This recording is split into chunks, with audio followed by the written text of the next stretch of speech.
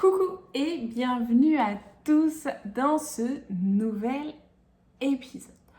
Aujourd'hui, je voulais aborder avec vous un sujet qui nous concerne tous à une époque où les réseaux sociaux et les plateformes de développement personnel sont omniprésents. Nous allons parler de la bienveillance et de la manière dont elle peut, paradoxalement, devenir toxique. Plus précisément, nous discuterons des dangers de l'addiction aux messages de bienveillance et de guidance et comment cette quête incessante de validation peut éroder la confiance en soi et l'intuition personnelle. Je vous mets un petit peu le contexte. Comme vous le savez, je suis tarologue et jusqu'à il n'y a pas très longtemps, je faisais régulièrement sur YouTube des taroscopes, des vidéos sur les énergies mensuelles par signe astrologique. Et j'ai eu un moment de trop-plein où en fait je me suis rendu compte que les personnes qui suivaient ces vidéos les prenaient vraiment comme une sorte de doudou, de réconfort, de validation de ce qu'ils vivaient actuellement. Et j'avais l'impression, et vous pourrez me mettre en commentaire de cet épisode ce que vous en pensez en fait, qu'il y avait une certaine forme d'addiction qui se créait à une recherche constante d'avoir une validation de ce que l'on pouvait vivre par une personne qui tire les cartes, qui fait de l'astrologie, etc. C'est pas spécifique au tarot, mais il y a vraiment cette addiction à la bienveillance qui se crée un peu comme quelqu'un qui va lire son horoscope tous les matins ou quelqu'un qui va aller rechercher la carte du jour constamment. Et en fait, je me suis demandé s'il n'y avait pas justement donc, cette forme d'addiction qui se crée. Et je voulais en parler avec vous parce que c'est vraiment quelque chose qui m'interroge. Et je ne savais pas justement si je reprenais peut-être à partir de septembre des taroscopes sur YouTube ou pas. Parce que j'aime les faire. Alors c'est très énergivore, certes. Mais j'aime ça, peut-être que je peux trouver une façon plus soft pour moi de les faire. Mais en tout cas, voilà, je voulais parler un petit peu de cette addiction aux messages bienveillants avec vous. J'en ai parlé avec d'autres tarologues qui avaient aussi cette sensation que pouvait y avoir une forme d'addiction qui se créait quand on faisait des tirages gratuits, ouverts à tous, sur les réseaux. Donc dans une première partie, on va parler de la bienveillance et de ses vertus. Bien sûr, parce que la bienveillance a quand même des effets positifs. Nous parlerons aussi de l'effet pervers de la bienveillance excessive, des signes de l'addiction à la validation, et vous verrez peut-être si vous êtes tombé ou pas dans ce piège, des conséquences de cette addiction, et comment on peut retrouver confiance en soi et en son intuition. Alors, je vous laisse la parole dans les commentaires de ce podcast, de cette vidéo, et vous me direz ce que vous en pensez, savoir si c'est plus un ressenti qui m'est très personnel ou si vous avez l'impression des fois que vous vous perdez dans cette recherche constante de validation. Alors, la bienveillance et ses vertus. La bienveillance, c'est une qualité précieuse. Elle nous permet de créer des relations harmonieuses, d'apporter du soutien aux autres et de cultiver un environnement positif.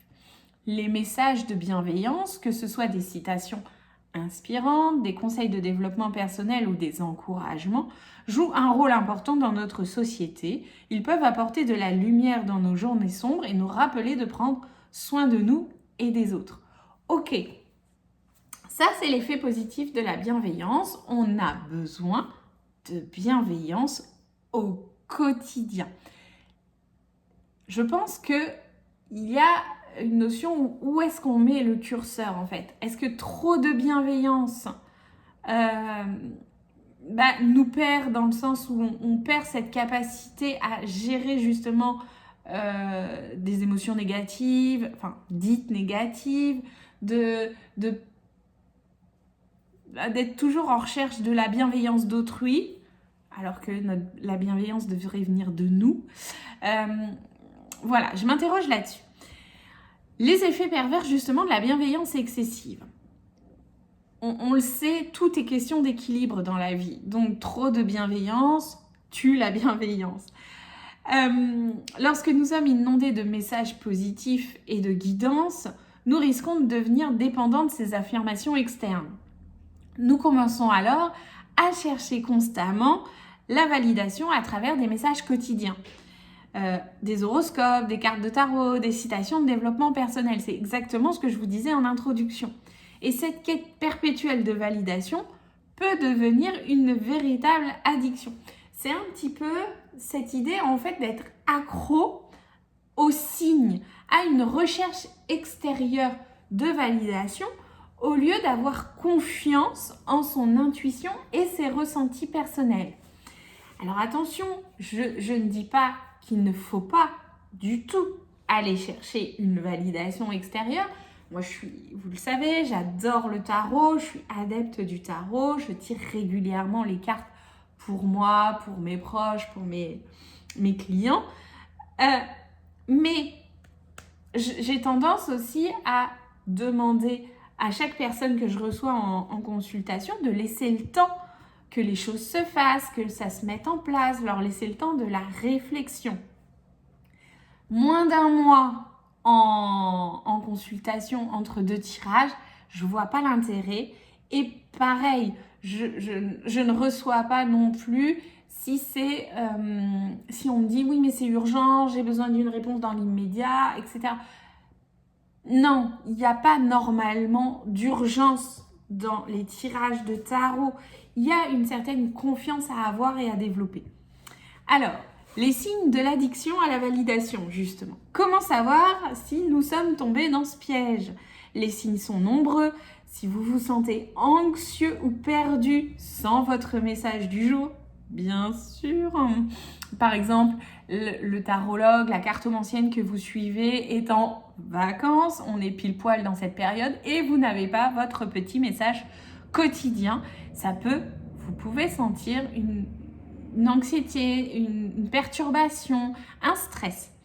Si vous avez du mal à prendre des décisions sans consulter votre guidance quotidienne, c'est-à-dire que pour la moindre décision que vous avez à prendre, vous faites appel à votre tarologue, à votre cartomancien, vous prenez continuellement votre tarot. Voilà, ça peut être effectivement des signes d'addiction.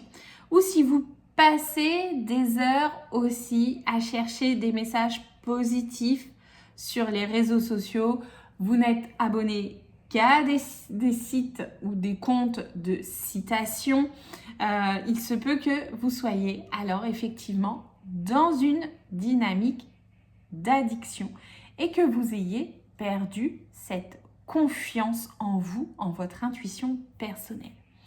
Alors justement, les conséquences de cette addiction. Alors, en recherchant constamment des messages de validation, nous perdons effectivement, c'est exactement ce que je vous disais, confiance en notre jugement et notre intuition personnelle. Nous devenons dépendants des opinions et des affirmations des autres au lieu de nous fier à notre propre sagesse intérieure. Et là, en fait, ce qui est important, c'est de revenir à soi, de revenir à ses sentiments, à ses émotions, à ses connaissances personnelles, sans attendre la validation d'autrui. Et ça, si vous ne faites pas attention à ça, ça peut vraiment vous conduire à une perte d'estime de vous et une incapacité à prendre vos propres décisions. Et alors, c'est complètement inverse, on va le dire comme ça, à ce que moi, je vous souhaite quand je vous tire les cartes ou quand je travaille avec mes clientes en coaching mensuel sur le tarot. Moi, je veux justement que cette outils tarologiques, oracle, tarot, vous servent à vous reconnecter à votre intuition personnelle, à votre sagesse personnelle, à votre estime de vous. C'est vraiment ce que moi je développe dans mes séances de tarot, dans mes coachings, dans mes divers ateliers et pratiques. C'est vraiment ce que je souhaite pour vous. Et donc au final, j'ai arrêté, comme je vous le disais au début, ces taroscopes mensuels parce que je perdais, j'avais l'impression, et c'est peut-être qu'une impression justement, que les gens venaient chercher dans ces guidances une validation constante, alors que justement, moi, je cherchais à ce qu'ils reprennent le pouvoir sur leur vie, à ce qu'ils fassent confiance en leur libre arbitre. Et d'ailleurs, je le répétais très régulièrement que c'était des guidances générales, collectives, que ça peut ne pas parler à tout le monde et que chacun est libre d'en faire ce qu'il veut, ce qu'il souhaite. Donc si ce que je te dis ne te plaît pas, à toi de faire changer les choses. Et j'avais un petit peu l'impression que ça se perdait. Et ça m'est arrivé plusieurs fois de recevoir des messages, notamment sur YouTube, qui disaient tiens, il n'y a pas de guidance ce mois-ci, comment ça se passe, comment c'est possible? Mais non, mais t'es pas censé m'attendre en fait pour faire tes choix, prendre tes décisions. Moi, je ne suis que le petit plus qui te permet d'avancer. Donc justement, comment retrouver cette confiance en soi et son intuition sans se perdre dans des outils, dans des guidances constantes. Donc d'abord, il est déjà important de prendre du recul et de limiter son exposition à ces messages de bienveillance. Il est important que tu apprennes, que l'on apprenne, puisque je peux me perdre aussi parfois bien sûr, à faire confiance en notre intuition, à se reconnecter à soi-même à travers la méditation, l'écriture ou simplement en passant du temps seul avec nos pensées. Alors, quand tu viens avec moi en consultation, en coaching, etc., je prône l'écriture plus, parce que je trouve que c'est le meilleur moyen de libérer l'esprit, de libérer la charge mentale. D'ailleurs, ce n'est pas pour rien que je travaille avec Géraldine, qui est la créatrice de la marque La Sardine Plastique et qui crée des carnets faits main. Ces carnets, qui sont pour moi un outil constant de travail, de développement, de recherche sur soi, puisqu'on est bien sûr notre plus grand sujet de recherche. Donc, rappelez-vous surtout que vous avez toutes les réponses dont vous avez besoin et que la validation la plus importante est celle qui vient de l'intérieur. Imaginez, petit exercice ultra simple, ultra pratique, très efficace. Vous vous posez une question. Vous avez le choix entre A ou B. Vous tirez à pile ou face. À l'ancienne, vous prenez une pièce, vous tirez à pile ou face.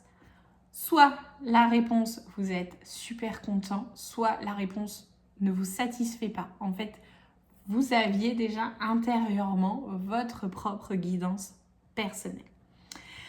Donc en conclusion de cet épisode, et j'ai hâte de lire vos retours, la bienveillance, c'est bien sûr une très très belle qualité, mais lorsqu'elle est consommée à l'excès, elle peut devenir toxique. Nous devons apprendre, bien sûr, à équilibrer notre besoin de validation externe avec la confiance en nos propres capacités et intuitions.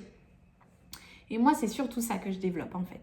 Donc, soyez bien sûr bienveillant envers vous-même, mais n'oubliez pas que la véritable guidance vient de votre propre sagesse intérieure.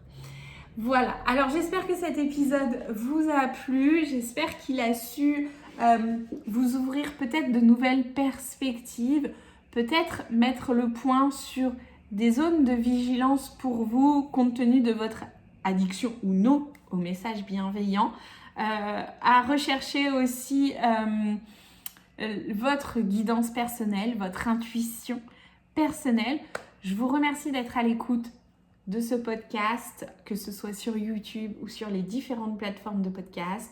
Je vous laisse mettre 5 étoiles, commenter, partager surtout, c'est ce qui fait connaître ces épisodes. Je vous remercie et je vous dis à la semaine prochaine. Bye!